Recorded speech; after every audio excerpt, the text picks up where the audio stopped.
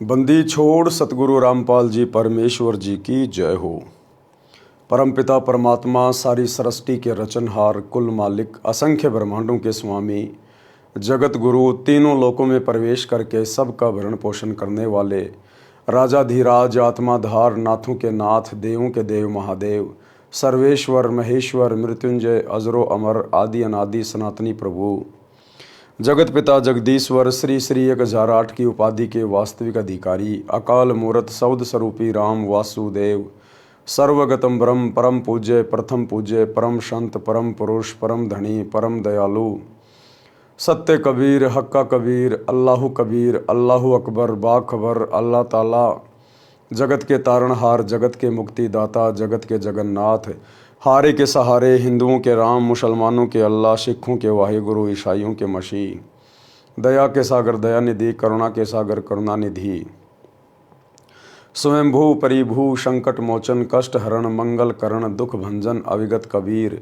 निर्विकार निर्विषम परमात्मा, अलय अलेख सतगुरु, आदि अनादि सतगुरु, असली मर्यादा पुरुषोत्तम, असली राम, असली कृष्ण, असली घनश्याम, असली मुरारी, राजाओं के राजा, महाराजाओं के महाराजा, शहंशाहों के शहंशाह, सम्राटों के सम्राट, भगवानों के भगवान, अल्लाहों के अल्लाह, प्रभुओं के प्रभु, मसीहाओं के मसीह, सच्चे वाहे गुरु, बाबाओं के बाबा, पीरों के पीर, सेठों के सेठ, जगत सेठ, सावड़सा सेठ, सर्वगुण संपन्न, अनंत कोटि कलाओं के स्वामी, अनंत कोटि ब्रह्मांडों के नायक, योगियों में महायोगी, ध्यानियों में महाध्यानी, सिद्धों में परम सिद्ध, ज्ञानियों में तत्व ज्ञानी, ब्रह्म ज्ञानी, महाज्ञानी, परम ज्ञानी, सर्वश्रेष्ठ ज्ञानी, विज्ञानी, युवा कबीर, समरथ कबीर, असमवात, अमित ओजा, सच्चे रहनुमा, करीम अल्लाह, सुभान अल्लाह, दुनिया के अंतिम पैगंबर, 8 सितंबर 1951 से गांव धनाना, जिला सोनीपत, हरियाणा, भारतवर्ष की पावन भूमि पे प्रकट रियल कल की भगवान श्री नारायण साकार हरि, श्री बाबा साहेब, नूर अनंत परमात्मा, संत श्रोमणी सतगुरु रामपाल जी परमेश्वर जी के चरण कमल में साध संगति से जुड़े हुए देश विदेश से आप और हम सभी सत्सेवक भाई बहनों का अनंत कोटि दंडवत प्रणाम। सत्साई भाई और बहनों, दया परमपिता परमेश्वर जी की, सारी सृष्टि के रचनहार सतगुरु रामपाल जी भगवान की, जिनके शुभ आशीर्वाद से, विशेष आशीर्वाद से पवित्र पुस्तक जीने की राह के ऊपर वीडियो बनाने की श्रृंखला जारी है। इसी श्रृंखला में आज हमारा ये 10वें नंबर का वीडियो है। प्रत्येक वीडियो में गुरुदेव भगवान के आशीर्वाद से अध्यात्म से संबंधित बहुत सारी बातें आप और हम सभी भगत भाई बहनों को प्राप्त हो रही हैं। जिन बातों को सुनकर जो भगत भाई बहन भक्ति मार्ग पर लगे हुए हैं उनका दृढ़ विश्वास हो रहा है, और जो अभी सतगुरु रामपाल जी के सत्संग ही सुन रहे हैं उन्हें बहुत कुछ जानकारी प्राप्त हो रही है। तो कल के वीडियो में गुरुदेव भगवान ने हमें राम भगत जी की कथा के माध्यम से बहुत सारी बातों से परिचित करवाया, अवगत करवाया कि किस प्रकार से हमने अपने बड़े बुजुर्गों का सम्मान करना चाहिए, उनकी सेवा करनी चाहिए, उनको प्रेम से बोलना चाहिए, ताकि हमारे बच्चों में संस्कार पड़े, और बुढ़ापे में यदि आज हम अपने बुजुर्गों की सेवा करेंगे तो आगे चलकर परमात्मा भी हमारी सेवा करवाएंगे। और घर स्वर्ग के समान बन जाता है जब संत का सत्संग घर में चलना शुरू हो जाता है। नाम दीक्षा लेकर सभी भक्ति शुरू कर देते हैं और अपनी आत्मा का कल्याण करवा लेते हैं। तो भाई और बहनों, ये पवित्र पुस्तक जीने की राह, यदि आपने अभी तक इस पुस्तक का पार्ट नंबर 1 नहीं देखा है तो आप जिसे प्रार्थना है पार्ट नंबर 1 से देखना ज़रूर शुरू करें, क्योंकि पार्ट नंबर 1 इस पुस्तक की भूमिका है, और भूमिका को अच्छे से पढ़े बिना, समझे बिना आगे का वीडियो समझ में आना थोड़ा मुश्किल है। तो आज की वीडियो में हम गुरुदेव भगवान के आशीर्वाद से शुरू करते हैं। पवित्र पुस्तक जीने की राह, पार्ट नंबर 10, पेज नंबर 71। सत्संग से घर की कलह यानी झगड़ा समाप्त होती है, क्योंकि सत्संग से ज्ञान होगा। ज्ञान से हम लोग विचार करेंगे कि हम क्यों लड़ रहे हैं, क्यों झगड़ रहे हैं। 2 दिन का ये जीवन है, कब किसका समय आ जाए कोई भरोसा नहीं है। हम क्यों लड़ रहे हैं, किसके साथ में लड़ रहे हैं, लड़ाई झगड़े से हमें मिलेगा क्या सिवाय टेंशन के। तो सत्संग से फिर आदमी विचार करना शुरू कर देता है। एक माई अपनी पुत्र वधू पर बात बात पर क्रोध करती थी। छोटी छोटी गलतियों को बढ़ा चढ़ाकर अपने पुत्र से कहती, पुत्र अपनी पत्नी को धमकाता। इस प्रकार घर नरक बना हुआ था। सत्संग के अभाव में वो घर नरक बना हुआ था। वो माई बात बात पर अपनी पुत्र वधू के साथ यानी अपने बेटे की पत्नी के साथ में झगड़ा करती, लड़ाई करती। क्योंकि सारा दिन वो क्या करती, आड़ोसी पड़ोसियों के पास में जाती, इधर उधर की बातें करती, भक्ति का कोई नामो निशान नहीं था, सत्संग में जाती नहीं थी, सारा दिन कुविचार मन में आते रहते थे, एक दूसरे की सुनी सुनाई बातें इधर उधर बाईपास करती रहती थी, अपने कर्म फोड़ रही थी। परमात्मा कहते हैं सत्संग में कुतिया भली साकट भली न माँ, वाह बैठी हरी चर्चा सुने वाह निंदा करने जा। परमात्मा कहते हैं सत्संग में ना जाने वाली माँ से वो कुतिया 100 गुना ज़्यादा अच्छी है, जो किसी कारण से संतों के सत्संग में बैठी हुई है, आसपास बैठी हुई है, परम संत के वचन उसके कानों में जा रहे हैं। और वो माँ जो सत्संग में नहीं जाती है, इधर उधर की निंदा चुगली करती है, वो तो उस कुतिया से भी बदतर है जो निंदा चुगली करके केवल अपने कर्म ही फोड़ सकती है। पुत्र वधू अपनी सासू माँ से कभी कभी कहती कि आप सत्संग जाया करो। अपनी पड़ोसन भी जाती है। सासू माँ बोली कि सत्संग में तो आई गई यानी बदचलन स्त्रियां जाती हैं, जिनका संसार में सम्मान नहीं होता, जो अच्छे कुल की नहीं है, हम खानदानी हैं, हमारा क्या काम सत्संग में। बुढ़िया कहती हमारा क्या काम है सत्संग में, सत्संग में तो ऐरी गैरी जाती है, जिनकी कोई इज्जत नहीं होती समाज में, जिनको कोई काम नहीं है, हम तो खानदानी है खानदानी।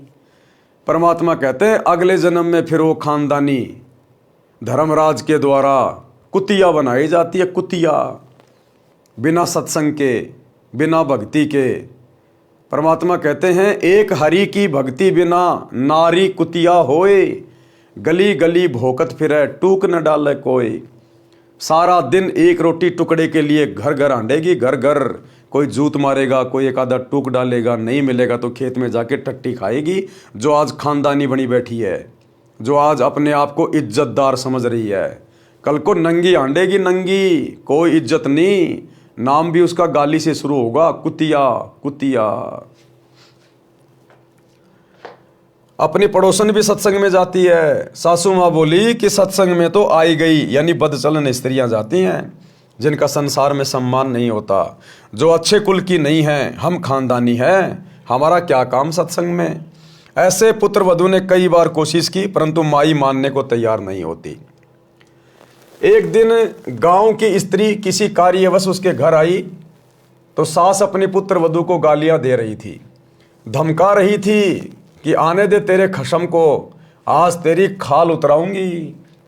बात क्या थी कि गिलास में चाय रखी थी, जो सास के लिए डालकर पुत्र वधू बच्चे को लेने अंदर चली गई थी, जो सोया था, जागने पर रो रहा था। उस बच्चे को उठाकर लाने में 1 मिनट भी नहीं लगी थी कि इसी बीच में कुत्ता आया और चाय के गिलास में जीभ मारने लगा। गिलास गिर गया, चाय पृथ्वी पर बिखर गई। सासू माँ आंगन में उस गिलास से मात्र 20 फुट की दूरी पर चारपाई पर बैठी थी, हट्टी कट्टी थी, खेतों में सैर करके आती थी, परंतु काम के हाथ नहीं लगाती थी, इसी बात पर कलह कर रही थी। गांव के दूसरे मोहल्ले से आई माई सत्संग में जाती थी। सब बात सुनकर उसने बतेरी, उस सास का नाम बतेरी था, उससे कहा कि आप सत्संग में चला करो। उसका वही उत्तर था। उस सत्संग वाली भक्तमती ने बहुत देर सत्संग में सुनी बातें बताई, परंतु बतेरी मानने को तैयार नहीं थी। बतेरी की दूसरी बहन उसी मोहल्ले में विवाह रखी थी, जिस पाने की वह सत्संग वाली माई जानकी थी। बतेरी की बहन का नाम दया कौर था। जानकी ने जाकर दया कौर से बताया कि तेरी बहन बतेरी ने तो घर का नरक बना रखा है, बिना बात की लड़ाई करती है। मैं कल किसी कामवश गई थी, एक चाय का गिलास कुत्ते ने गिरा दिया, उसी का महाभारत बना रखा था। दया कौर भी जानकी के कहने से सत्संग सुनने गई थी और दीक्षा ले ली थी। जानकी ने कहा कि उसको जैसे तैसे एक बार सत्संग में ले चल। जब तक संतों के विचार सुनने को नहीं मिलते तो व्यक्ति व्यर्थ की टेंशन यानी चिंता स्वयं रखता है तथा घर के सदस्यों को भी चिंता में रखता है। दया कौर अगले दिन अपनी बहन के घर गई, किसी बहाने बतेरी को अपने घर ले गई। अब जो उसकी बहन थी बतेरी की दया कौर, वो किसी बहाने उसको अपने घर पे ले गई कि एक बार उसको यहाँ ले आऊं और फिर मैं इसको सत्संग में लेके जाऊंगी। एक बार ये सत्संग में चल पड़ेगी, गुरु जी के सत्संग सुनेगी और वहाँ जो माइयाँ, जो भाई बहन होंगे, उनसे बैठ के ज्ञान चर्चा होगी, परमात्मा की महिमा होगी, तो कुछ इसके समझ में आएगा। हो सकता है परम संत के वचन कान में पड़ जाएं तो इसके संस्कार बदल जाएं, इसका जीवन परिवर्तित हो जाए और घर नरक बनने से बच जाए। वहाँ से कई अन्य औरतें सत्संग में जाने के लिए जानकी के घर के आगे खड़ी थी। वे दया कौर को सत्संग में चलने के लिए कहने उसके घर गई। वहाँ उसकी बहन बतेरी को देखकर उसे भी कह सुनकर साथ ले गई। बतेरी ने जीवन में प्रथम बार सत्संग सुना। आश्रम में कैसे स्त्री पुरुष रहते हैं सब आंखों देखा तो अच्छा लगा। जैसा अनाप शनाप सुना करती थी वैसा आश्रम में कहीं भी देखने को नहीं मिला। सत्संग में बताया गया कि कई व्यक्ति अपनी बहन, बेटी, बहुओं तथा अन्य स्त्रियों को सत्संग नहीं भेजते और न स्वयं जाते हैं। वे कहते हैं कि हमारे सत्संग में जाने से घर की इज्जत का नाश हो जाएगा, हमारी बहू बेटियां बदनाम हो जाएंगी। उनको विचार करना चाहिए कि सत्संग में न आने से परमात्मा के विधान का ज्ञान नहीं होता कि भक्ति न करने वाले स्त्री पुरुष अगले जीवन में महान कष्ट भोगते हैं। अब सतगुरु तो सतगुरु ही है। आत्माएं सत्संग में आती हैं। अब परमात्मा को पता है कि कहाँ चोट करनी है, कैसे ये आत्मा सीधे रास्ते चल पड़ेगी। तो परमात्मा ने उसी बहन को आधार बनाकर और उसी की दुखती हुई नस के ऊपर चोट मार दी। जो बातें वो सोचा करती थी कि सत्संग में तो ऐरी गैरी औरतें जाती हैं, हम तो खानदानी हैं, परमात्मा ने उसी विषय को लेकर सत्संग शुरू कर दिया। सूक्ष्म वेद में बताया है कि जो मनुष्य शरीर प्राप्त करके भक्ति नहीं करते उनको क्या क्या हानि होती है। कबीर हरि के नाम बिना नारी कुतिया होए, गली गली भोकत फिरे टूक न डाले कोई। संत गरीबदास जी की वाणी से, बीबी पर्दे रहे थी, ड्योडी लगे थी बाहर, अब गात उगाड़े फिरती है वह बड़ कुतिया बाजार। बीबी पर्दे रहे थी। पुराने समय में ये ठाकुर लोग, राजपूत लोग या वैसे भी जो राजा महाराजा थे, वो अपने घर की औरतों को बाहर नहीं निकलने दिया करते थे। वो उनको पर्दे में रखा करते थे। घर के अंदर काम या तो नौकर करते थे या फिर वो खुद घर के जो पुरुष होते थे वो सारा काम किया करते थे। अपनी औरतों को घर से बाहर नहीं निकलने दिया करते थे, पर्दे में रखते थे, उनको अपने घर की इज्जत माना करते थे। तो परमात्मा कहते बिना सतगुरु की भक्ति के वो पर्दे में रहने वाली बीबी अगले जन्म में मरने के बाद परमात्मा के विधान अनुसार फिर वो पशु योनि में जाती है और फिर वो कुतिया बनती है, कुतिया। तो परमात्मा कहते हैं बीबी पर्दे रहे थी और ड्योडी लगे थी बाहर। बाहर उसके नौकरानी, नौकर वगैरह खड़े रहते थे उसकी सुरक्षा में। अब गात उगाड़े फिरती है वह बन कुतिया बाजार। अब वो नंगी होके घूम रही है। वो पर्दे में रहने वाली घर की इज्जत एक भक्ति ना करने से, सतगुरु के सत्संग ना सुनने से, अब वो गात उगाड़े फिरती है बनकुतिया बाजार। ये दुर्गति करवा ली उसने सत्संग में ना जाने से। वे पर्दे की सुंदरी सुनो संदेशा मोर। परमात्मा कहते हैं वो जो सुंदरियां, घर की इज्जत, वो स्त्रियां जो पर्दे में रहा करती थी, सुनो संदेशा मोर कि उनके बारे में सुन लो मेरी बात। गात उगाड़े फिरती हैं करे सरायों शोर। अब वो नंगी होके कुतिया बन के सरायों में शोर करती है। सराय यानी धर्मशाला। कोई आने जाने वाले रुक जाया करते थे रात्रि को सराय में, धर्मशाला में, और जब वो खाना खाते थे तो एक रोटी टूक के लिए वो घर की इज्जत जो पर्दे में रहा करती थी अब कुतिया बन के उस खाने वाले की मुंह की तरफ देखती है, कब ये मेरे को रोटी का टुकड़ा डाले, कब मैं खाऊं। एक टूक के लिए वो काजू किशमिश के हलवे खाने वाली स्त्री, और जब वो एक आधा टूक डालेगा साथ में 10 ग्राम मिट्टी भी खाएगी वो। तो सतगुरु के सत्संग ना सुनने से उस जीव ने अपनी कैसी दुर्गति करवा ली। नक बेसर नक पर बनी, पहरे थी हार हमेल, सुंदरी से कुतिया बनी। सुन साहिब के खेल। परमात्मा कहते हैं देखो इस काल के खेल। वो महंगे महंगे सोने चांदी के गहने पहनने वाली, 9 लखा हार पहनने वाली, कहते हैं अब वो सुंदरी से कुतिया बन गई। सुन साहिब के खेल। देखो परमात्मा के खेल। भावार्थ, मनुष्य जीवन प्राप्त प्राणी यदि भक्ति नहीं करता है तो वह मृत्यु के उपरांत पशु पक्षियों आदि आदि की योनियां प्राप्त करता है। अरे भैया, आम इंसान की तो औकात ही क्या है। इस परमात्मा के संविधान के अनुसार, विधान के अनुसार, जिसको दुनिया भूल चुकी है, जिस प्रकार हमारे शरीर के ऊपर हमारे भारत देश का संविधान लागू होता है, इसी प्रकार शरीर के अंदर जो आत्मा है, रूह है, उसके ऊपर परमात्मा का संविधान लागू होता है। ऊपर धर्मराज के दरबार में पाई पाई का हिसाब देना पड़ता है कि तेरे को 50 साल की उम्र दी, 100 साल की उम्र दी या 150 साल की उम्र दी, तूने क्या किया? तेरे को भक्ति करने के लिए भेजा था, ये बकवाद करके वापस आ गया। तूने जितना कमाया, जितना जोड़ा, धन या इज्जत, कहाँ है तेरी इज्जत? नंगा खड़ा है तू लाइन में। कहाँ है तेरा वो धन जो तूने पूरी जिंदगी कमाया बैल और गधे की तरह? तो फिर ये आत्मा वहां पर नीचे गर्दन करके खड़ी हो जाती है कि गलती बन गई। गलती बन गई तो भाई आप सजा भुगतो। फिर गधा, कुत्ता, सुअर, कुतिया बना दिए जाते हैं। तो परमात्मा कहते हैं कि भैया उस समय क्या जवाब दोगे परमात्मा को, जब तुम खाली हाथ जाओगे, वहां पर पशु पक्षियों की योनियों में डाले जाओगे, और आम इंसान की तो बेचारे की औकात क्या। गरीबदास जी कहते हैं, तेरी क्या बुनियाद प्राणी, तू पेंडा पंथ पकड़बो। जब देश का राजा जो भक्ति नहीं करता, पहले राजा कहा करते थे, बादशाह कहा करते थे, वजीर आजम कहा करते थे, आजकल उनको प्राइम मिनिस्टर कहते हैं, प्रधानमंत्री, राष्ट्रपति, मुख्यमंत्री, ये सब राजा हैं अपने अपने पद पर। तो गुरुदेव कहते हैं, एक हरि की भक्ति बिन राजा गधा होए, और माटी लदे कुम्हार की घास न डाले कोई।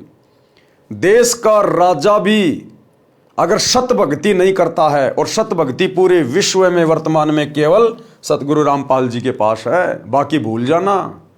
ये बड़े बड़े आश्रम, बड़े बड़े मठ बना के जो बैठे हैं आचार्य शंकराचार्य, दो देहले की भक्ति नहीं है, अपने नरक की टिकट पक्की करवा रखी है। तो बिना सतगुरु की सत भक्ति के तो देश का राजा भी मरने के बाद में गधा बनता है। सोचिए फिर आप और हमारे जैसे आम प्राणियों की क्या औकात है। अगर भक्ति नहीं की तो ये दुर्गति यूं की यूं तैयार है, यूं की यूं तैयार। परमात्मा के नाम जाप बिना स्त्री अगले जन्म में कुतिया का जीवन प्राप्त करती है, फिर निवस्त्र होकर नंगे शरीर गलियों में भटकती रहती है। वो घर की इज्जत, वो पर्दे में रहने वाली, सोने चांदी के गहने हार पहन पहन के अपने आप को अति सुंदर मानने वाली, वो घर की इज्जत अब वो नंगी होके कुतिया बन के गली गली में भोंकती हुई फिर रही है एक रोटी टूक के लिए। भूख से बेहाल होती है, उसको कोई रोटी का टुकड़ा भी नहीं डालता। जिस समय वह आत्मा स्त्री रूप में किसी राजा, राणा तथा उच्च अधिकारी की बीवी यानी पत्नी थी, वे उसके पूर्व जन्म के पुण्यों का फल था। जब उसका मनुष्य जन्म था और वो पर्दे में रहा करती थी, किसी राजा की रानी बन के, किसी बहुत बड़े अधिकारी की पत्नी बन के, या ठुकरानी बन के, तो परमात्मा कहते हैं कि वो आत्मा उस जन्म में अपने पिछले जन्म की दान पुण्य की मलाई खा रही थी। अगले जन्म के लिए भक्ति की नहीं, दान पुण्य किया नहीं, संतों के सत्संग में गई नहीं, उसने अपनी दुर्गति करवा ली। अब वो कुतिया बन के घूम रही है राजा की रानी। वे उसके पूर्व जन्मों के पुण्यों का फल था, जो कभी किसी जन्म में भक्ति धर्म आदि किया था, वह सर्व भक्ति तथा पुण्य स्त्री रूप में प्राप्त कर लिए। जैसे आज देश का प्रधानमंत्री है या कोई मुख्यमंत्री है, बहुत बड़ा कोई उद्योगपति है जिसका दुनिया में नाम है, और भक्ति आज वो कर नहीं रहा, और भक्ति भी करता है तो खाली लोक दिखावे की, अपने केवल वोट प्राप्त करने के लिए। किसी मंदिर का उद्घाटन कर दिया, किसी मस्जिद में चला गया, किसी तीर्थ पे चला गया, केवल जनता को खुश करने के लिए। और वो भक्ति भी शास्त्रों के अनुसार नहीं है। ये शास्त्रों में, किसी भी धर्म के धर्म शास्त्र में मूर्तियां बना बना के पत्थर की, सोने की, चांदी की या पीतल की, ये पूजने का आदेश नहीं है। जो मंत्र जाप हमारे धर्मगुरु देते हैं, हरे हरे, राधे राधे, श्याम मिलादे, ओम नमो भागवते वासुदेवाय, जय जय राम, हरे राम, ओम नमः शिवाय, जय जगदीश हरे, ये सब फर्जी है, फर्जी मनमाना आचरण है पूरा। किसी भी धर्मशास्त्र में जो कि प्रमाणित हैं, चारों वेद, गीता जी, कुरान, पुराण, बाइबल, आपको किसी भी धर्म ग्रंथ में इन मंत्रों के जाप करने का कोई उल्लेख नहीं मिलेगा। ये मनमाना आचरण है, मनमाना आचरण है। तो यदि वो देश का राजा, प्रधानमंत्री, मुख्यमंत्री अगर कोई भक्ति भी करता है तो वो भी शास्त्रों के विरुद्ध करता है, तो अगले जन्म में वो सीधा गधे की योनि में जाता है वो राजा। ये परमात्मा का विधान है। तो वर्तमान में वो राजा, वो मुख्यमंत्री, बहुत बड़ा कोई अधिकारी, बहुत बड़ा कोई बिजनेसमैन, कोई बॉलीवुड का हीरो हीरोइन, कोई ये क्रिकेटर, वर्तमान में यदि सतगुरु रामपाल जी की भक्ति नहीं करते हैं तो हमें वो जो ठाठ बाट करते हुए दिखाई दे रहे हैं ना, घूमते फिरते, नाचते गाते, मौज मस्ती करते, राज करते, वर्तमान में वो अपने पिछले मनुष्य जन्म की मड़ाई खा रहे हैं। जब कभी उनका इससे पहले मनुष्य जन्म था स्त्री या पुरुष का, और उन्होंने जो भक्ति की थी, दान पुण्य किया था, मंत्र जाप किए थे, उनका प्रतिफल आज वर्तमान में भोग रहा है। वो दान धर्म किया हुआ तो मिल गया, लेकिन मोक्ष नहीं हुआ, क्योंकि मोक्ष तो सच्चे सतगुरु के शरण में आने से होगा। अब वर्तमान में भक्ति वो कर नहीं रहा तो अगले जन्म में क्या मिलेगा? अगर अगला जन्म उसको मिलेगा मनुष्य का, तो बीच में 84 लाख योनियां भोगनी पड़ेंगी। एक लंबा चक्कर काट के आना पड़ेगा गधे कुत्ते सुअर बनने का। 84 लाख प्रकार की योनियां, सुनने में छोटा शब्द है, लेकिन एक गधे का जीवन देख लो, कितना कष्टमय, कितना दुखदायी होता है। तो कहते वो राजा फिर अगले जन्म में पशु योनि में जाएगा, जो आज हमारे को बहुत बड़ा पावरफुल दिखाई दे रहा है। चाहे भारत का हो, चाहे अमेरिका का हो, चाहे किसी भी देश का हो, परमात्मा के दरबार में प्रधानमंत्रीगिरी नहीं चलती, ये राष्ट्रपतिगिरी नहीं चलती, ये नेतागिरी केवल यही चलती है जब तक उसके पुण्य हैं। और जिस दिन यहाँ भी उनके पुण्य खत्म हो जाते हैं, पिछले जन्मों की भक्ति कमाई जब समाप्त हो जाती है, तो यहाँ भी उनकी दुर्गति होती है। उनका हेलीकॉप्टर क्रैश हो जाता है, विमान उनका क्रैश हो जाता है, एक्सीडेंट में मारे जाते हैं, बीमारी में मारे जाते हैं। सब कुछ पाप और पुण्य के आधार से चलता है। इसलिए संत भक्ति पे जोर देते हैं कि मनुष्य जन्म केवल परमात्मा प्राप्ति के लिए मिलता है। बाकी तो अपने संस्कार से, जिसको राज मिला है, जिसको कुछ भी मिला है पद, उसके संस्कार से मिला हुआ है। वह आत्मा ऊंचे घराने की बहु बेटियां थी। उस समय पर्दों में रहती थी, काजू किशमिश डालकर हलवा तथा खीर खाती थी। उनका जूठा छोड़ा हुआ नौकरानियां खाती थी। उनको सत्संग में नहीं जाने दिया जाता था, क्योंकि वे उच्च घरानों की बहुएं तथा बेटियां थी। घर से बाहर जाने से बेइज्जती मानती थी। बड़े घरों की इज्जत इसी में मानी जाती थी कि बहू बेटियां का पर्दे में घर में रहना उचित है।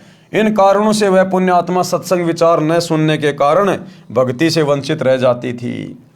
उस मानव शरीर में वह स्त्री गले में 9-9 लाख रुपए के हमेल हार पहनती थी, नाक में सोने की नाथ पहनती थी। उसी हार श्रृंगार में अपना जीवन धन्य मानती थी।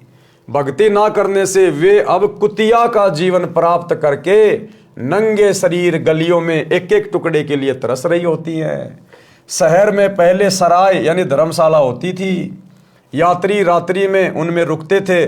जैसे आजकल हाईवे पे होटलें होती हैं, बड़े बड़े ढाबे होते हैं, ऐसे पहले के समय में राजा महाराजा सराय बना दिया करते थे, जिनको धर्मशाला कहा करते थे, जिनमें यात्री रात्रि में रुका करते थे। यात्री रात्रि में उनमें रुकते थे, सुबह भोजन खाकर प्रस्थान करते थे। वह पर्दे में रहने वाली सुंदर स्त्री कुतिया बनकर धर्मशाला में रुके यात्री का डाला टुकड़ा खाने के लिए धर्मशाला में भोगती है। रोटी का टुकड़ा धरती पर डाला जाता है, उसके साथ कुछ रेत मिट्टी भी चिपक जाती है।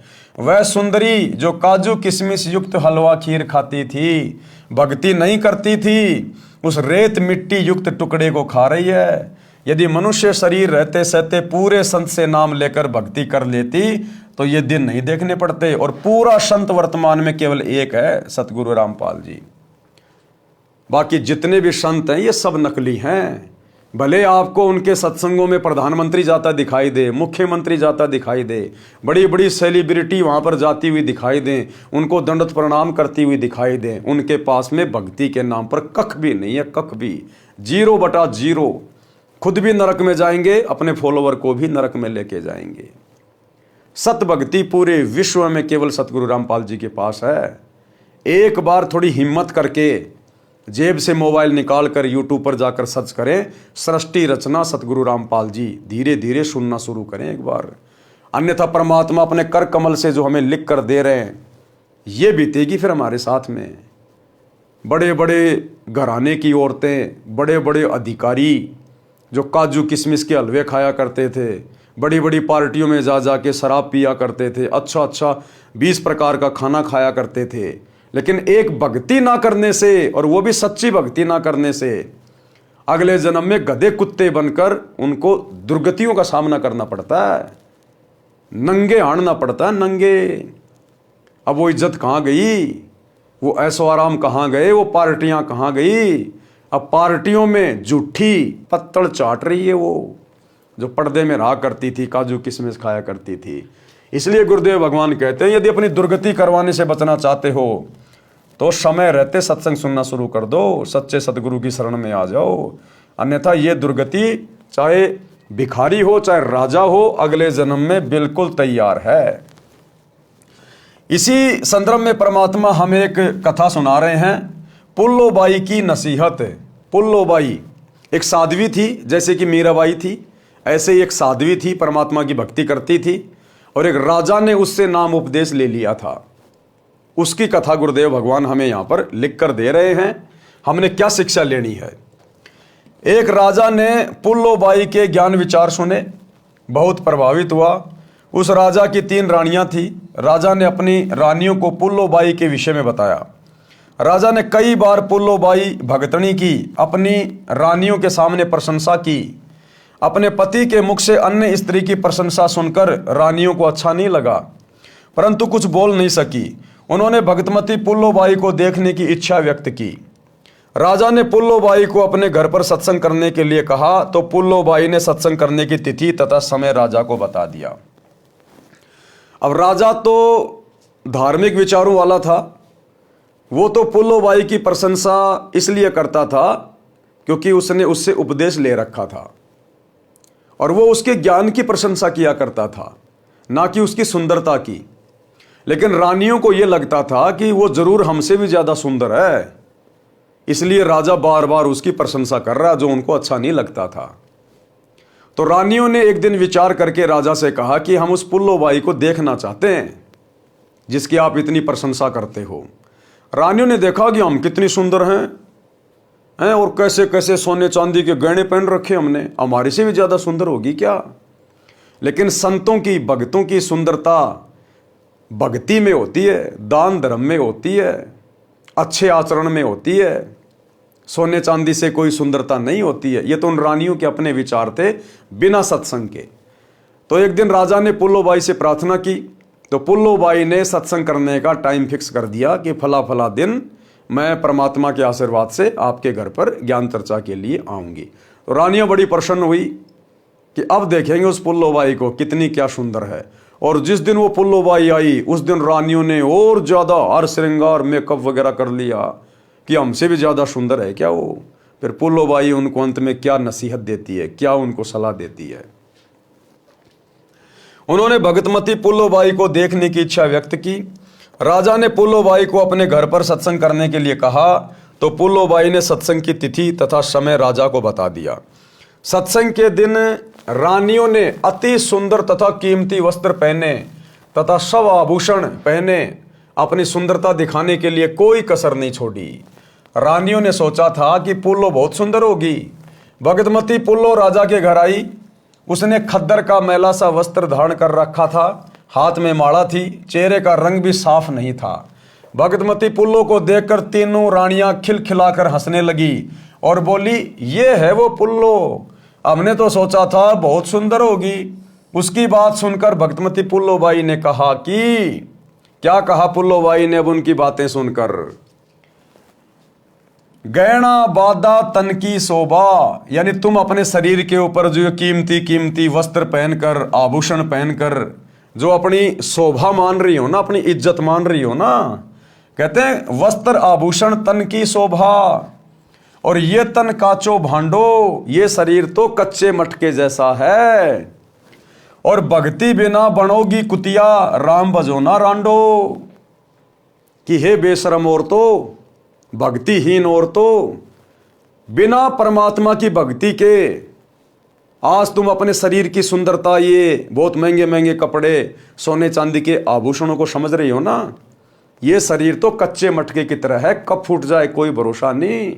और बिना सतगुरु की सतभक्ति के अगले जन्म में कुतिया बन के घूमोगी। कुतिया बिना भक्ति के बनोगी कुतिया। राम बजोना रांडो, परमात्मा का सत्संग ले लो, सतगुरु की शरण ग्रहण कर लो समय रहते और भक्ति कर लो।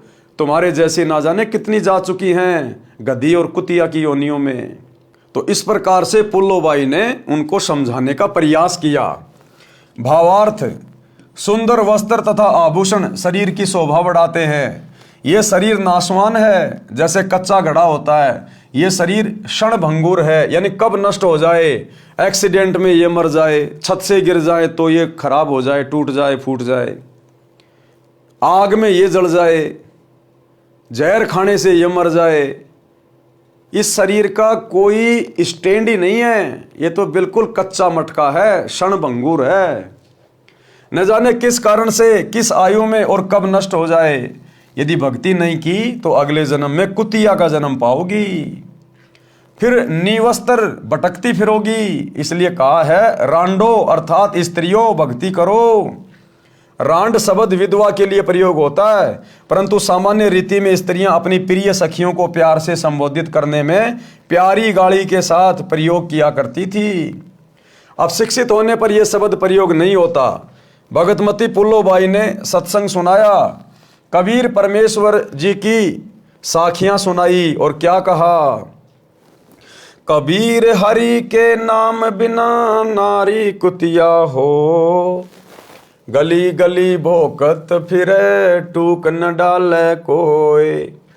कबीर राम रटत कोडी भलो, चू चू पड़े जो चाम, सुंदर देही किस काम की, जा मुख नाही नाम।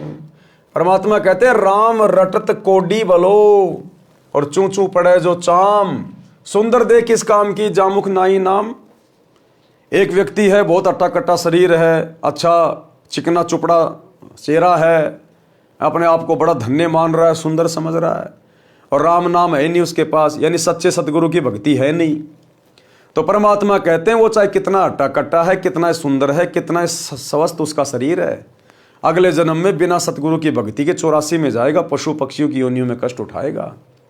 और एक ऐसा व्यक्ति है जो बीमार है, कोढ़ जैसा रोग लगा हुआ है, लेकिन परमात्मा का नाम मिला हुआ है, अपनी भक्ति करता है, कहते हैं वो शरीर त्यागने के बाद में मोक्ष प्राप्त करेगा और परमात्मा की भक्ति से उसका भयंकर से भयंकर रोग भी ठीक होगा। क्योंकि ये लक्षण है, ये गुण है परमात्मा की भक्ति के। परमात्मा अंधे को आंख देता है, कोढ़ी को काया देता है, बांझ को पुत्र देता है, निर्धन को माया देता है। ये गुण है परमात्मा के। तो कहते हैं राम रटत कोडी बलो, चू चू पड़े जो चाम। जिसका शरीर बीमारी से खराब हो रहा है लेकिन भक्ति कर रहा है, कहते हैं उस सुंदर व्यक्ति से लाख गुना अच्छा है वो, जिसका शरीर स्वस्थ नहीं है लेकिन जो भक्ति कर रहा है। क्योंकि ये मनुष्य शरीर भक्ति करने के लिए मिलता है। ये बकवाद करते हुए तो हमें असंख्य जन्म हो गए, असंख्य जन्म। ये कोई पहला मनुष्य जन्म नहीं हमारा। ना जाने आज से पहले कितने करोड़ों अरबों हमारे स्त्री पुरुष के मानव जन्म हो चुके हैं। हमने उन जन्मों में ये बकवादें तो करी हैं और हर जन्म को बर्बाद करने के बाद हम फिर 84 लाख योनियों में गए। अब की बार हमारा दाव लगा इस भक्ति युग में। परमात्मा धरती पर सशरीर प्रकट हैं सतगुरु रूप में। एक बार सत्संग सुनना शुरू करो। तो परमात्मा कहते हैं राम रटत कोडी भलो, चू चू पड़े जो चाम, सुंदर दे किस काम की, जा मुख नाही नाम। कबीर नहीं भरोसा देही का, विणस जावे छिन्न माही, श्वास उसास में नाम जपो और यतन कछु नाई।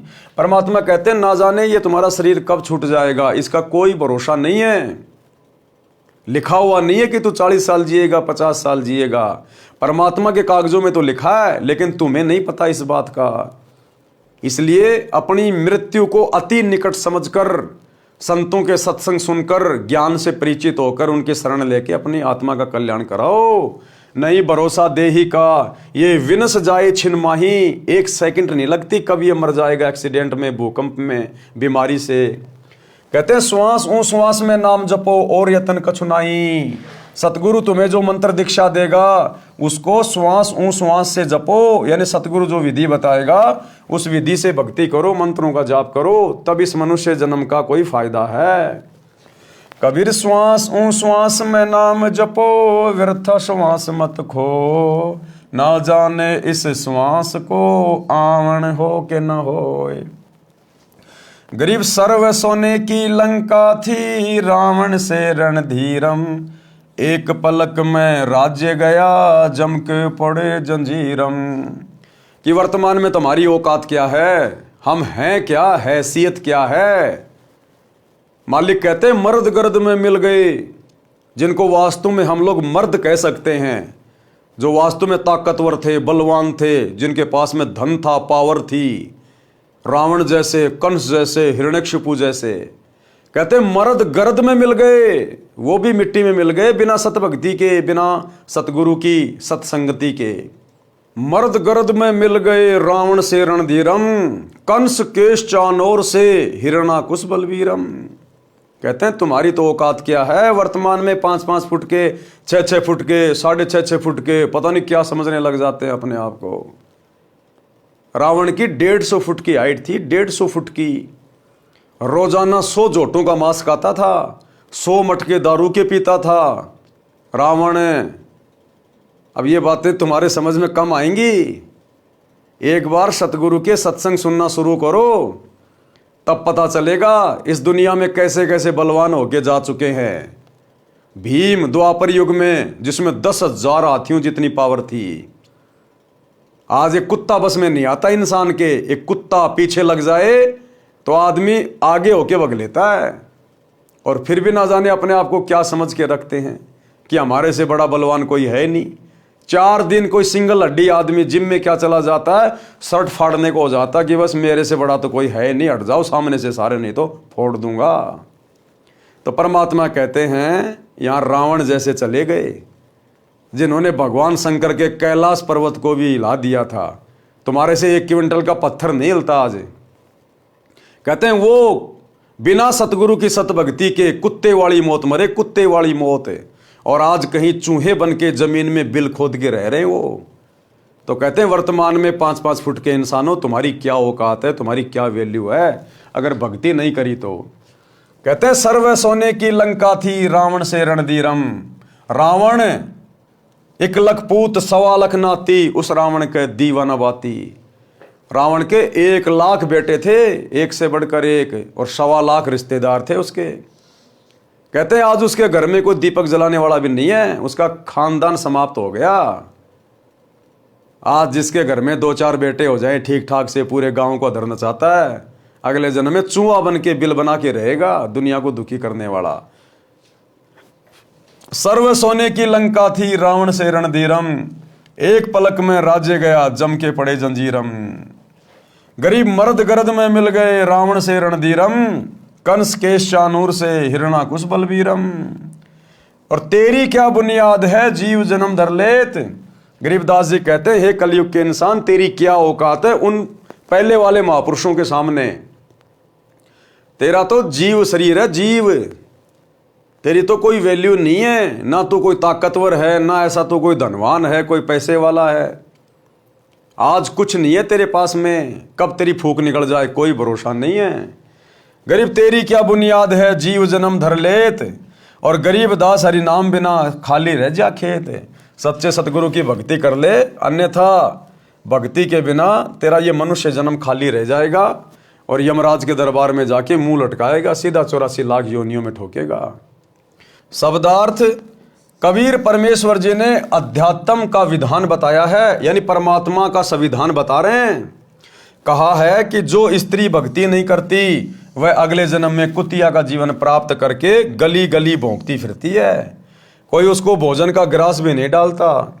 मानव जीवन में सब भोजन समय पर मिल रहा था, भक्ति ना करने से ये दशा होगी। परमात्मा की भक्ति कुष्ठ रोगी, जिसके शरीर की खाल भी कट कट कर गिर रही है, उससे रक्त निकल कर गिर रहा है, यदि वो भी करता है तो बहुत अच्छा है। भक्ति करने से उसका कुष्ठ रोग भी ठीक हो जाएगा, भविष्य भी उज्जवल होगा। जो भक्ति नहीं करता वह चाहे सुंदर शरीर वाला भी क्यों ना हो, उसका सुंदर स्वस्थ शरीर किसी काम का नहीं। अगले जन्म में फिर वो शरीर गधे की योनि प्राप्त करेगा, फिर कुम्हार के काम आएगा वो। जो आज सुंदर और स्वस्थ शरीर प्राप्त करके अपने आप को पहलवान समझ रहा है और भक्ति कर नहीं रहा, अगले जन्म में वो शरीर कुम्हार के काम आएगा। जब गधा बनेगा, 2.5 मन का बोरा पटकेगा, पजावे के ऊपर सारा दिन कच्ची ईंट ऊपर ले जाएगा, पक्की ईंट ऊपर से लेके आएगा। इस मानव शरीर का कोई विश्वास नहीं है कि यह कब तथा किस कारण से नष्ट हो जाए। इसे बचाकर नहीं रखा जा सकता। इसका एक उपाय है, भक्ति करो, इतना सुमरण करो कि एक श्वास भी नाम के जाप बिना खाली ना जाए। कोई भरोसा नहीं। आप जी आए दिन अखबार में पढ़ते हो, कोई एक्सीडेंट में मर गया, कोई लड़ाई झगड़े में मर गया, कोई किसी बीमारी से मर गया, कोई हॉस्पिटल में मर गया, कोई फांसी खा के मर गया, कोई जहर खा के मर गया, कोई भूकंप में मर रहे हैं। कोई भरोसा नहीं है इस मनुष्य शरीर का। ये पंडित ज्योतिष झूठी बना बना के तुम्हारे को ये पत्रियां दे रहे हैं, 150 साल जिएगा, 100 साल जिएगा। अपना धंधा शुरू कर रखा लोगों ने। पता केवल उस परमात्मा को है, बाकी किसी को नहीं है। इसलिए सतगुरु के सत्संग सुनो, ज्ञान समझो। आज हम ज्ञान समझने के लायक हैं। ये मनुष्य शरीर स्त्री या पुरुष में हम सत्संग सुन सकते हैं, विचार कर सकते हैं। अन्य योनियों में सत्संग नहीं सुन सकते, विचार नहीं कर सकते। अन्य योनियों में भक्ति नहीं होती।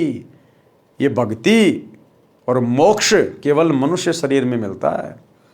परमात्मा कहते हैं मात पिता मिल जाएंगे, लख 84 माही। ये सतगुरु की सेवा और भक्ति भाई फेर मिलन की नाई।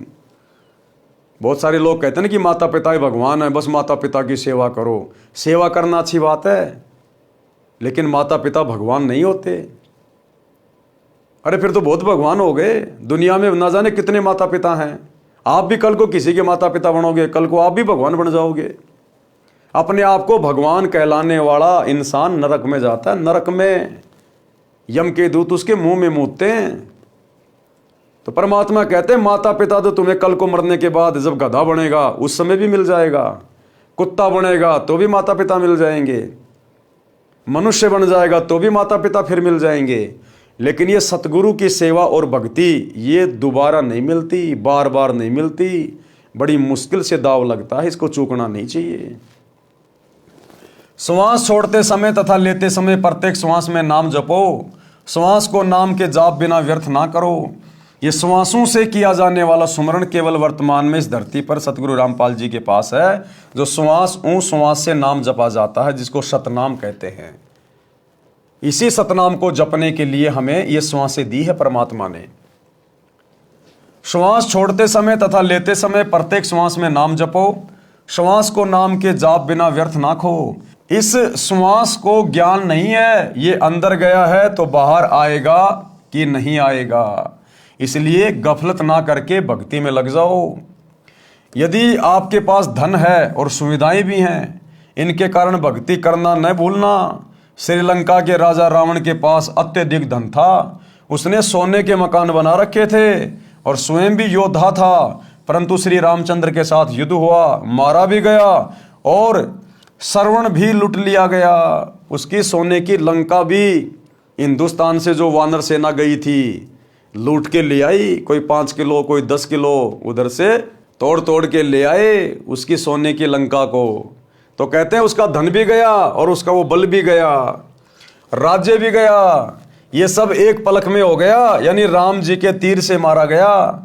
कुछ ही समय में सब कुछ नष्ट हो गया तथा यम के दूत यानी मृत्यु देवता के नौकर उस रावण को जंजीरों में बांध कर ले गए, नरक में डाला गया।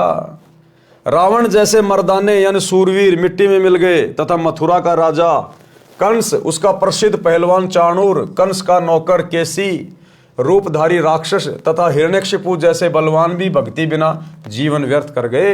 हे सामान्य प्राणी, तेरी क्या बुनियाद है? यानी तू किस आधार से बचेगा? तू कर्मों के अनुसार भिन्न भिन्न जीवों के शरीर धारण कर लेता है। संत गरीबदास जी ने परमेश्वर कबीर जी के बताए ज्ञान से कहा है कि भक्ति ना करने से तेरे को ऐसी हानि होगी जैसे किसान खेत में बीज न बोने से भूखा मरता है, उसे कोई लाभ नहीं होता। जिस प्रकार किसान खेत में बीज ना बोने से भूखा मरता है, उसी प्रकार मनुष्य शरीर में जो भक्ति का बीज नहीं बोता, सच्चे सतगुरु की शरण में नहीं आता, वो उसी प्रकार से अगले जन्मों में फिर महाकष्ट उठाएगा। भगतनी पुल्लों ने इस संसार की वास्तविकता बताई तथा भक्ति बिना होने वाले कष्ट बताए।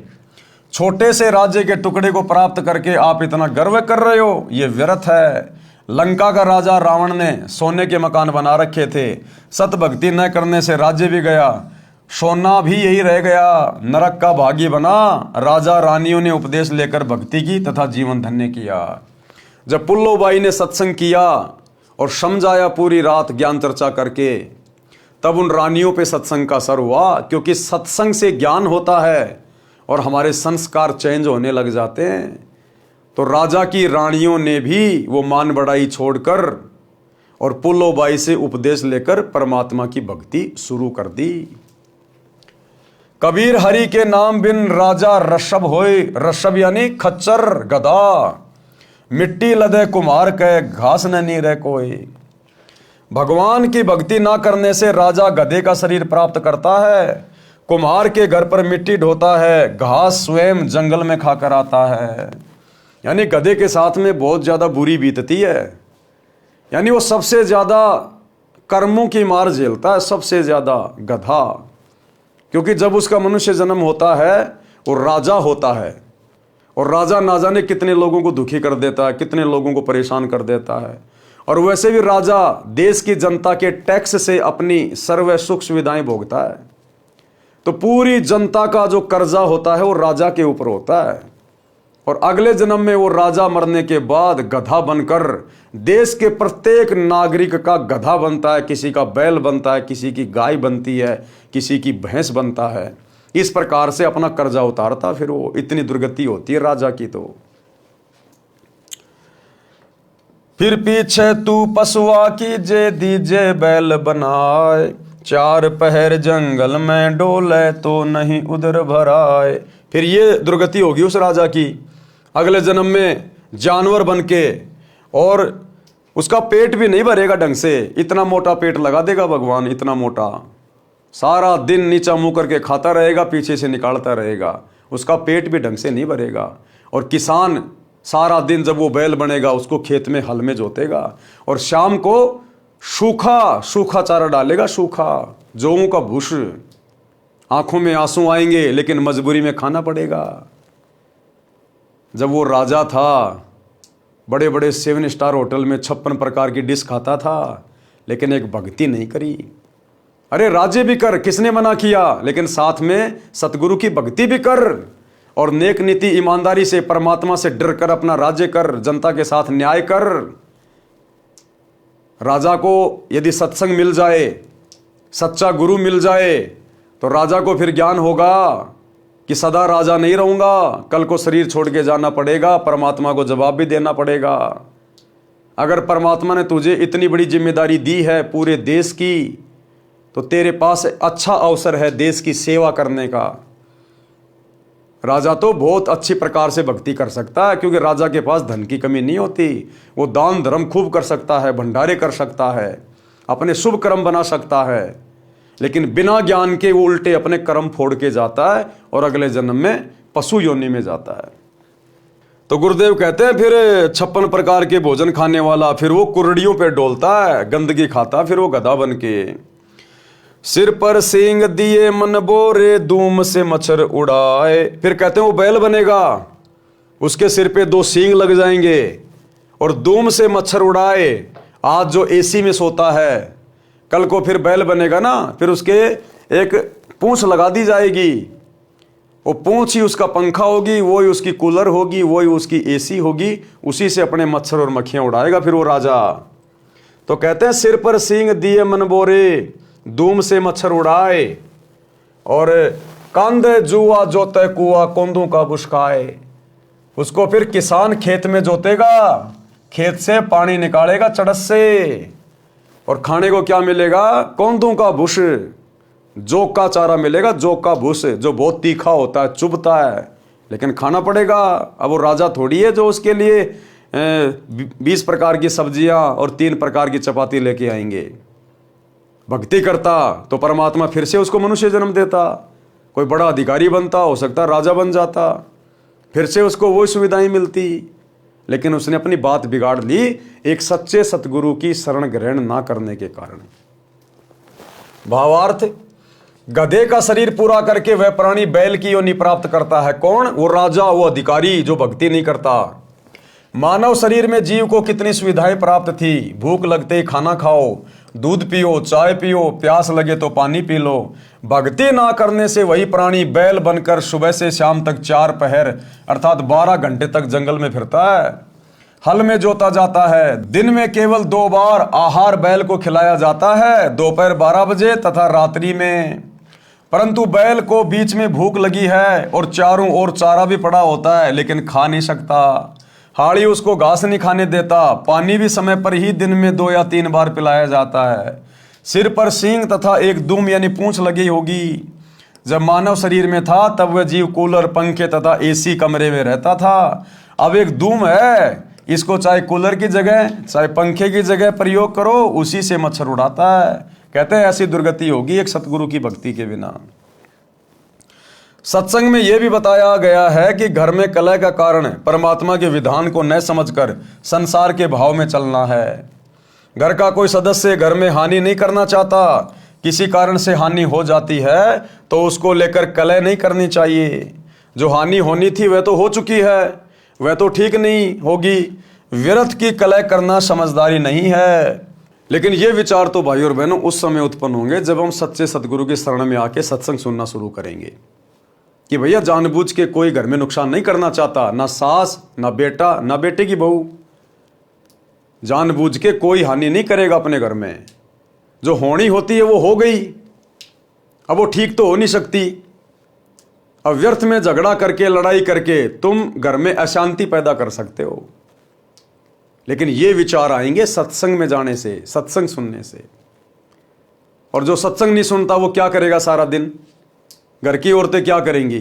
24 घंटे तो घर में रहती नहीं है।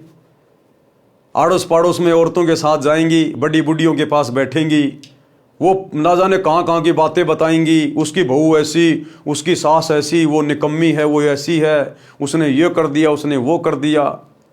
फिर वैसी बातें वो बुढ़िया शाम को अपने घर पे आके अपने पुत्र वधू के साथ करेगी, उसके साथ में लड़ाई झगड़ा करेगी। आप जी कहीं काम धंधा करते हैं, मजदूरी करते हैं, ऑफिस में काम करते हैं, आपको वो ही अपने यार दोस्त 10-12 घंटे आपके संपर्क में रहेंगे, इधर उधर की व्यर्थ की बातें करेंगे। तो सत्संग के बिना इंसान में सुविचार उत्पन्न नहीं हो सकते, और सुविचार उत्पन्न हुए बिना घर में लड़ाई झगड़ा ही रहेगा। व्यर्थ का वाद विवाद किसी न किसी बात को लेके उत्पन्न हो ही जाएगा। जो हानि होनी थी वह तो हो चुकी है, वह तो ठीक होनी नहीं। व्यर्थ की कलह करना समझदारी नहीं है। जिससे गलती से कोई हानि हो जाती है तो उसे कहना चाहिए, हे बेटा बेटी, माता पिता या सास बहू, ये जो हो गया यह अपने भाग्य में नहीं था, आपने जानबूझकर तो किया नहीं है। इस बात से घर में शांति कायम रहती है। कलह में काल निवास करता है, लड़ाई झगड़े में कौन निवास करता है? काल। भूत प्रेतों का उस घर में डेरा होता है। जिस घर में सतगुरु का सत्संग नहीं, सतगुरु की शरण नहीं, उस घर में भूत प्रेतों का निवास होता है। और वही भूत प्रेत एक दूसरे में प्रेरणा करके सास बहू में, बेटा बाप में, वो भूत प्रेत ही उस घर में लड़ाई झगड़ा करवाते हैं। और जिस दिन आप सतगुरु की भक्ति ले लोगे, सतगुरु से उपदेश ले लोगे, वो भूत प्रेत कभी झांकेंगे भी नहीं उस घर की तरफ, कभी झांक कर भी नहीं देखेंगे। इतनी पावरफुल है सतगुरु की भक्ति, केवल सतगुरु रामपाल जी की भक्ति, अन्य की नहीं। अन्य तो खुद ही भूत है। वो कलह में काल निवास करता है, भूत प्रेतों का उस घर में डेरा होता है। जो कलह नहीं करते वे सुख से बसते हैं। जिस घर में परमात्मा की भक्ति यानी आरती, स्तुति, ज्योति यज्ञ होती है, उस घर में देवताओं का निवास होता है। यानी सतगुरु के भगत तो खुद ही देवता स्वरूप होते हैं, खुद ही देवता स्वरूप। सत्संग सुनकर सब अपने अपने घर चली गई। यानी बतेरी की बहन दयाकोर और अन्य जितनी भी औरतें थी वो सत्संग से वापस आई और अपने अपने घर चली गई। लेकिन भाई और बहनों, बतेरी जिस सत्संग में गई थी वो सत्संग ओरिजिनल नहीं था। जिस गुरु से वो नाम दीक्षा लेके आई थी अपनी बहन के कहने से, वो शास्त्र अनुकूल साधना नहीं देता था। लेकिन फिर भी सत्संग सुनने से अच्छाई इंसान में उत्पन्न होती है। और जो बतेरी की जो बेटे की बहू थी पुत्र वधू, उसने सही गुरु से नाम उपदेश ले रखा था, जो गुरु शास्त्र अनुकूल साधना करवाता था। यानी परमेश्वर कबीर जी अपनी आत्माओं को सत्संग देने के लिए, ज्ञान देने के लिए अनेकों वेश बनाकर यहाँ पर विचरण करते रहते हैं। सत्संग सुनकर सब अपने अपने घर चली गई। सत्संग दिन के 12 बजे से 2 बजे तक हुआ था। पुत्र वधू को पता नहीं था कि सासू माँ सत्संग में गई थी। अगले दिन सुबह भैंस का दूध निकालकर पुत्र वधू उस दूध की भरी बाल्टी को छत में लगे कुंडे वाले सरिये में प्रतिदिन की तरह टांगने लगी। उसे लगा कि बाल्टी टंग गई, परंतु सरिये के उल्टी ओर बाल्टी का कड़ा लगा था।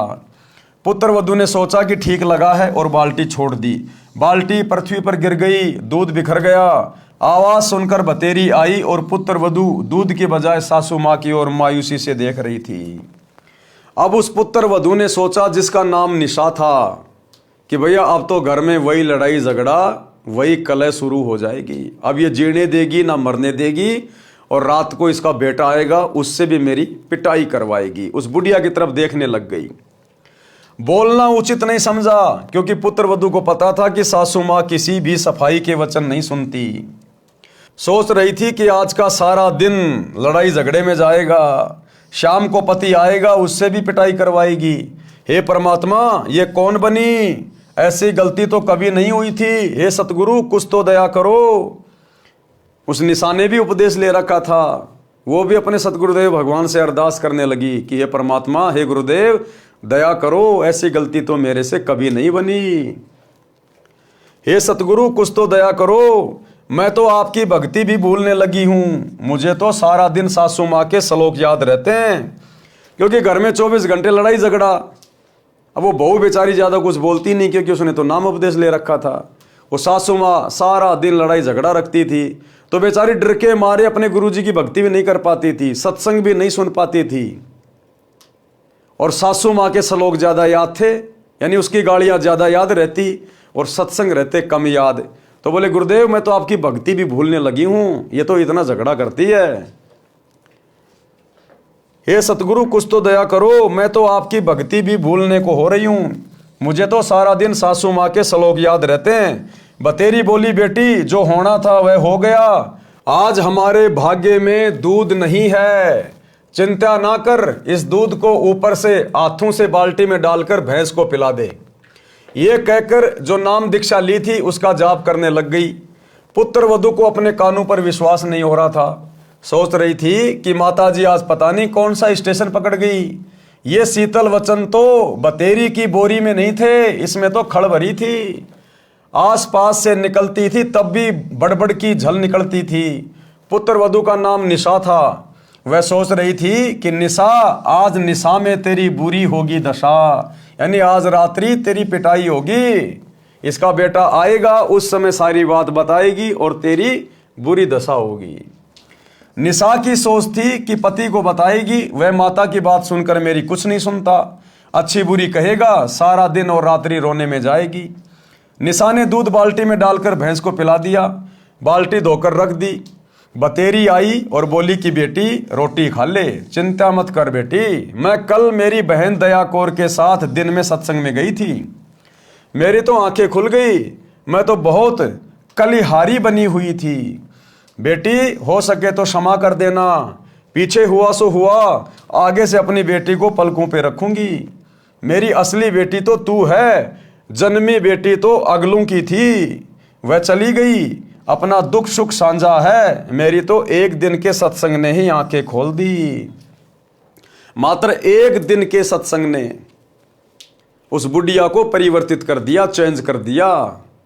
क्योंकि संतों के वचन में पावर होती है, शक्ति होती है।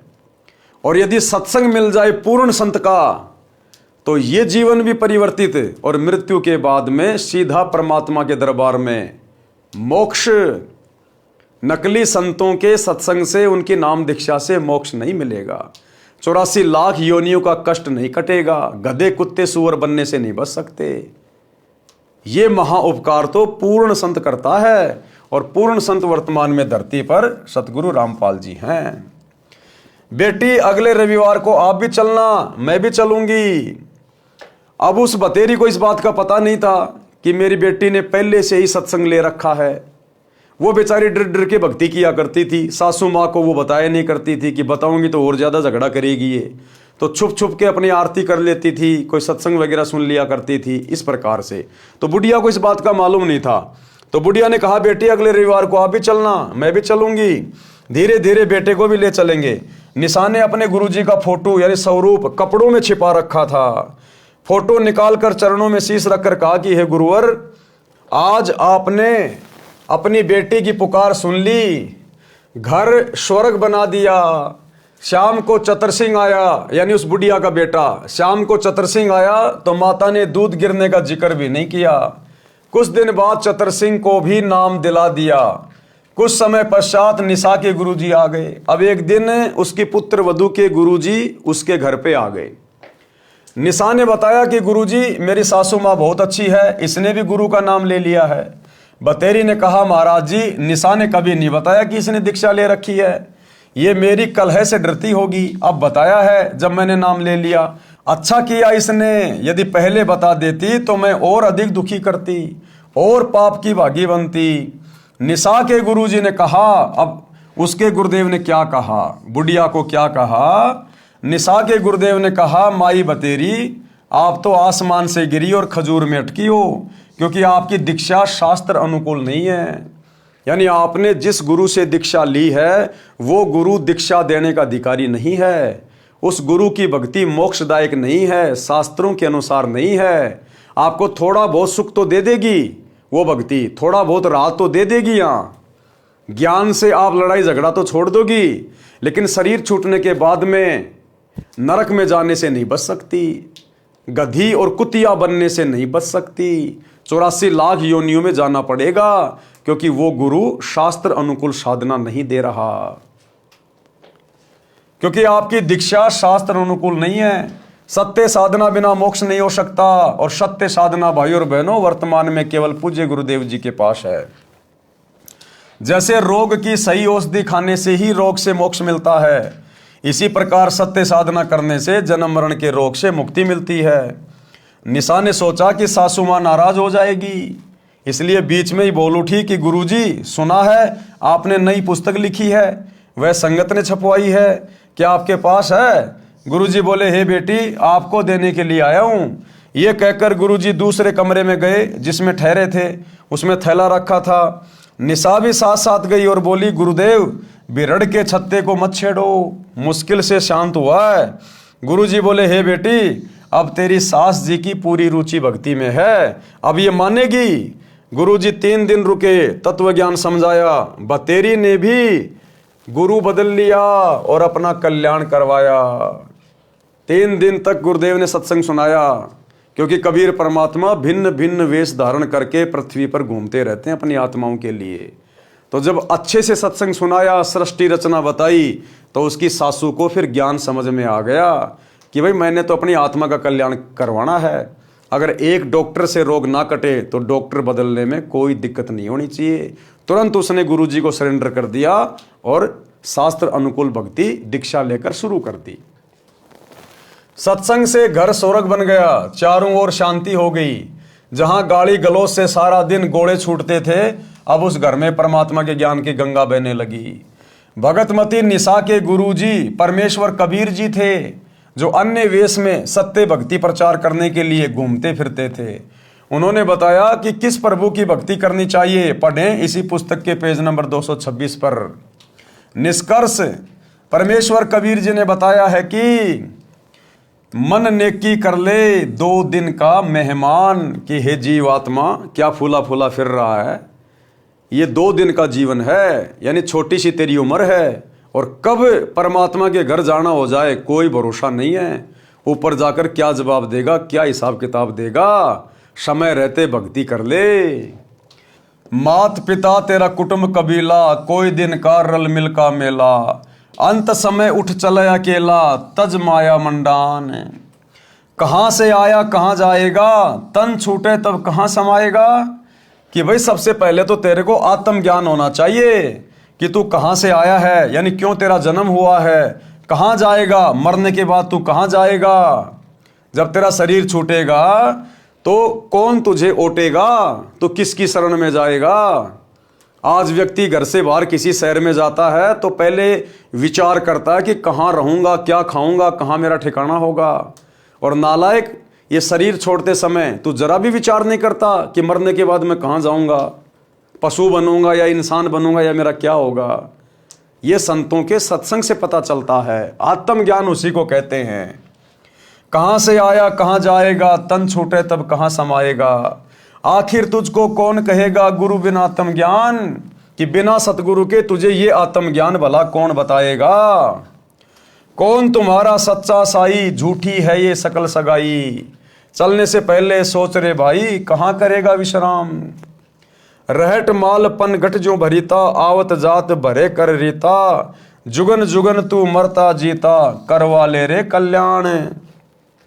लख 84 की सह तरासा, ऊंच नीच घर लेता बाशा। कहे कबीर सब मिटाऊं राशा, कर मेरी पहचान। यानी सतगुरु रूप में जब परमात्मा आता है तो कहते हैं पहचान कर ले सत्संग सुन के, तेरा सदा सदा का ये जन्म मरण का झंझट मिटा दूंगा तेरा। भावार्थ, परमेश्वर कबीर जी ने अपने मन को संबोधित करके हम प्राणियों को सतर्क किया है कि इस संसार में 2 दिन का यानी थोड़े समय का मेहमान है। इस थोड़े से मानव जीवन में आत्मज्ञान के अभाव से अनेकों पाप इकट्ठे करके अनमोल मानव जीवन नष्ट कर जाता है।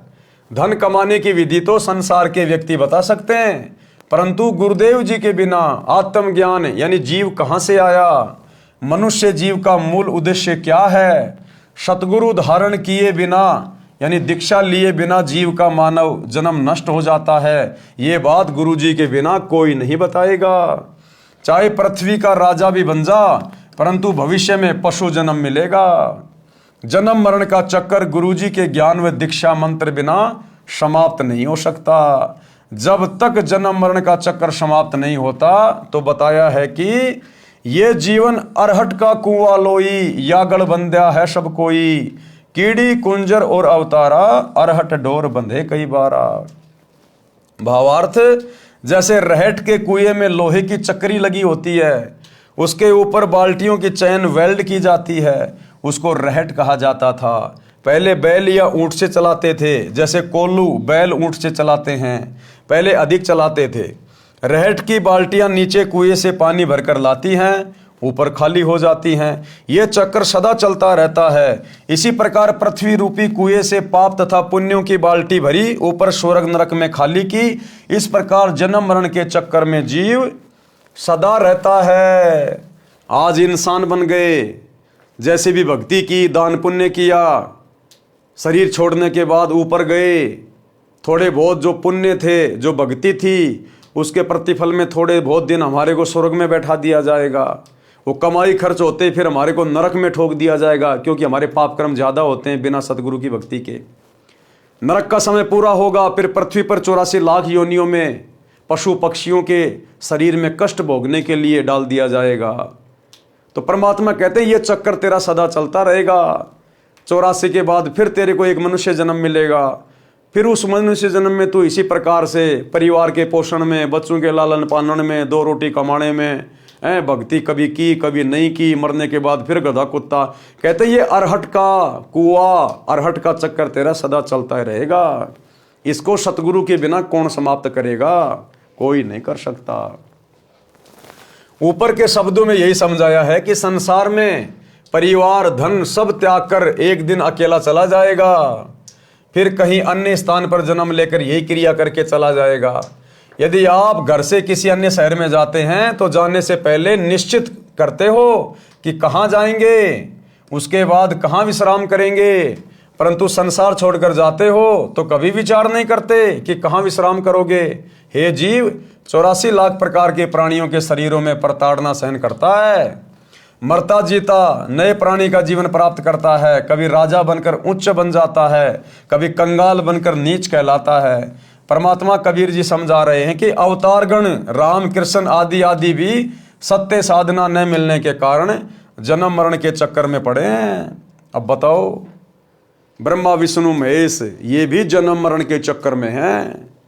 राम श्री कृष्ण ये अवतार, ये पीर पैगंबर, ये भी जन्म मरण के चक्कर में हैं और इस जन्म मरण के चक्कर से निकालने की एकमात्र शत भक्ति वर्तमान में सतगुरु रामपाल जी के पास उपलब्ध है। इन सभी बातों पे विचार करके, गौर करके, कुछ दिन यूट्यूब पर इनके सत्संग सुन के भाई और बहनों जल्द से जल्द दीक्षा प्राप्त कर लो, यानी सतगुरु की शरण प्राप्त कर लो, नहीं तो बुरी बनेगी। और गुरुदेव कह रहे सत्य साधना मेरे पास है, हे प्राणी तू मेरे को पहचान, मैं समर्थ परमात्मा हूं, मैं तेरा जन्म मरण का सर्व झंझट समाप्त कर दूंगा। तो भाई और बहनों कहते हैं सकल पदार्थ है जगमाही, कर्महीन नर पावत नाई। जिसके भाग्य में नहीं होता है वो उस अनमोल वस्तु को प्राप्त नहीं कर सकता। लेकिन आज इस पृथ्वी पर जितने भी मानव शरीरधारी प्राणी हैं, स्त्री पुरुष हैं, उन सब का भाग्य उत्तम है, अति उत्तम।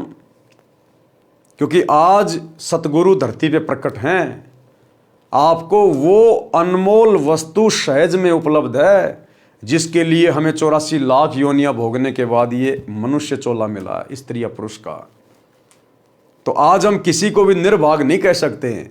हाँ, निर्भाग तो वो होगा जो शरीर के छूटने से पहले सतगुरु की भक्ति किए बिना धर्मराज के दरबार में चला जाएगा। उससे बड़ा निर्भाग्य प्राणी फिर संसार में और कोई नहीं। तो भाई और बहनों जेब से मोबाइल निकालो, यूट्यूब पे जाके सर्च करो सृष्टि रचना सतगुरु रामपाल जी। एक बार सत्संग सुनना शुरू करो, ज्ञान से ही ज्ञान होगा। आप बच्चे को स्कूल में क्यों भेजते हो? ज्ञान कराने के लिए। आपको पता है कि बच्चा पढ़ाई नहीं करेगा तो इसका भविष्य अंधकार में होगा। इसी प्रकार सतगुरु को पता होता है, संत को पता होता है, अगर इस मनुष्य शरीर से ये भक्ति वाली पढ़ाई नहीं की तो आगे इसके जन्म जन्मांतर अंधकार में चले जाएंगे। अंधकार में गधा कुत्ता बन के असहनीय कष्ट भोगेगा ये प्राणी। इसलिए संत परमार्थी होते हैं, उन्हें हमसे कोई स्वार्थ नहीं है। संत परमार्थी होते हैं, निस्वार्थ भाव से अपना कार्य करते हैं। तो सत्संग सुनकर अपने जीवन को धन्य करें। तो भाई और बहनों आज के वीडियो में केवल इतना ही। कल रात्रि 8 बजे सभी भाई बहन आगे के वीडियो के लिए दास के फेसबुक पेज पवन दास इस लाइव के ऊपर लाइव जुड़िए। तब तक गुरुदेव भगवान हम सबको आज्ञा दे, इजाज़त दे, सद्बुद्धि दे, आशीर्वाद दे। बंदी छोड़ सतगुरु रामपाल जी भगवान की जय हो। भाई जो गुरु बचन पे डट गे, कट गे फंद 84 के, कट गे फंद 84 के, कट गे फंद 84 के। भाई जो गुरु बचन पे डट गे, कट गे फंद